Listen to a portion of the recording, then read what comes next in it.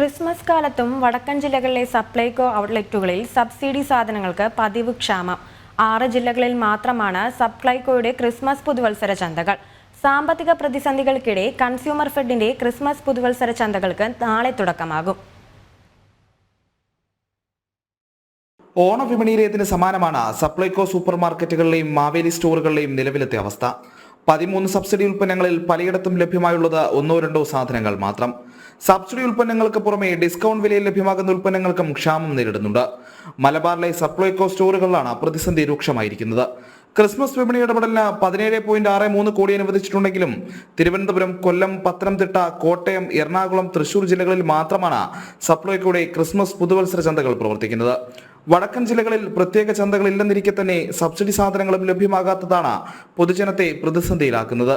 അതേസമയം consumer ഫെഡിന്റെ Christmas പുതുവത്സര ചന്തകൾക്ക് നാളെ തുടക്കമാകും. 14 ജില്ലകളിലും ഓരോ ഓണച്ചന്തകൾ എന്ന വിധത്തിലാണ് വിപണി ഒരുക്കുന്നത്. 5 കോടി രൂപയുടെ സബ്സിഡി ഇനങ്ങളും 10 കോടിയുടെ നോൺ സബ്സിഡി ഇനങ്ങളും ഉൾപ്പെടെ 14 ചന്തകളിലായി 15 കോടി രൂപയുടെ വിൽപ്പനയും കൺസ്യൂമർ ഫെഡ് ലക്ഷ്യമിടുന്നു. ജനം, കോഴിക്കോട്.